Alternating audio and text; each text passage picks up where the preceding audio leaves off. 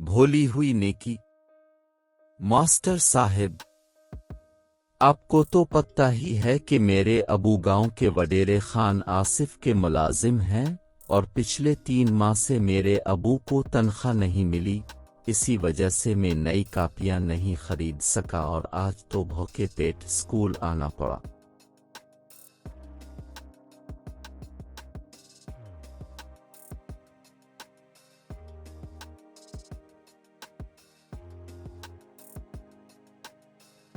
मुदस्सिर मियाँ, आज अपने फिर घर का काम नहीं किया।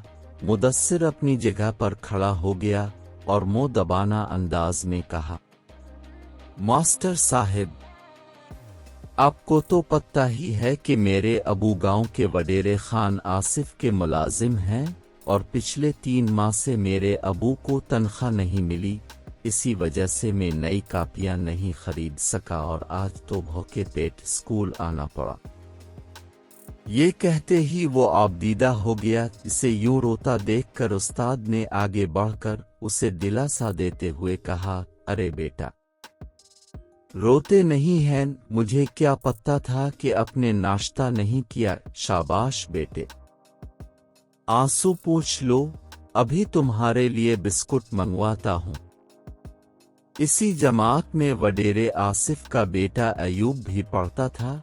वो भी अपनी जगह से खड़ा हुआ और उस्ताद से कहा, मास्टर साहब, मैं अपने अबू से इस सिलसिले में बात करूंगा। मुझे उम्मीद है कि वो मुदस्सिर के अबू की तनख्वाह की अदाई जरूर कर देंगे। जब तक मैं अपनी नई कापियां मुदस्सिर को देता हूं। उसने बैग से नई कापियां निकाली और आगे बढ़कर मुदस्सिर के हवाले की। अयूब की हमदर्दी का जज्बा देखकर सब बच्चों ने तालियां बजाईं और इसको दाद दी। उस्ताद साहिब ने भी शफकत से इसके सर पर हाथ रखा और शाबाश दी। वो गांव नून गुन्ना का वाहिद पर अलिफमर स्कूल था, जहां वडेरे और किसानों के बच्चे एक साथ तालीम हासिल करते थे।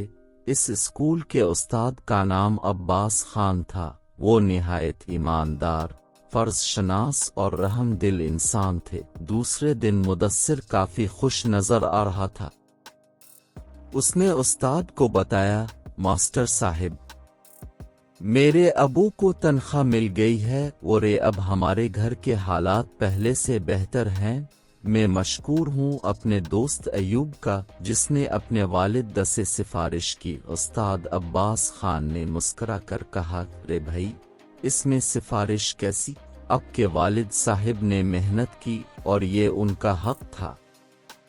आज से हर बच्चा ये अहद करे कि वो सख्त से सख्त मेहनत करेगा और इल्म की ताकत से अपने हालात का मुकाबला करेगा और बड़ा हैकर एक ईमानदार और सच्चे पाकिस्तानी होने का सबूत देगा। बहुत सा वक्त गुज़र गया। इस स्कूल के बच्चे एक दूसरे से जुदा हैकर आज बड़े बड़े ओहदों पर तैनात थे।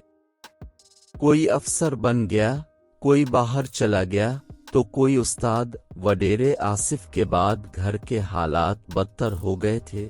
इसके छोटे भाइयों ने जमीन जायदाद बेच दी थी। उन्होंने अपने भतीजे अयूब को जमीन का हिस्सा नहीं दिया और यूं वो अपनी बूढ़ी वालिदा के साथ शहर आ गया और किराए के मकान में रहने लगा।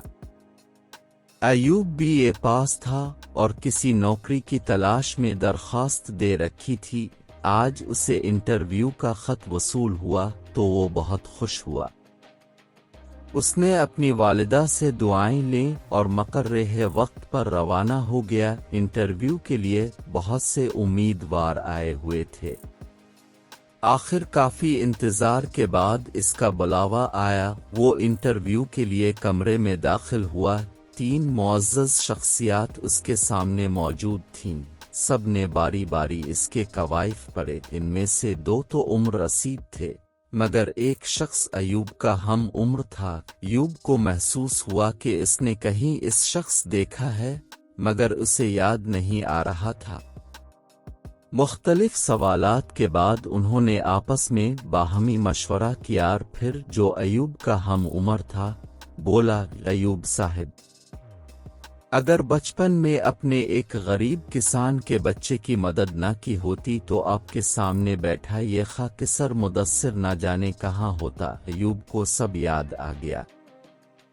سامنے بیٹھا شخص اس کا ہم جماعت مدثر تھا، جو اپنی محنت سے کمپنی کا ایک بڑا الف افسر بن گیا تھا۔ پھر تو دونوں دوست ایک دوسرے کے گلے ملے، دونوں ایک دوسرے کے آنسو پوچھ رہے تھے اور اپنے استاد کو یاد کر رہے تھے۔ جواب اس دنیا میں نہیں رہے تھے۔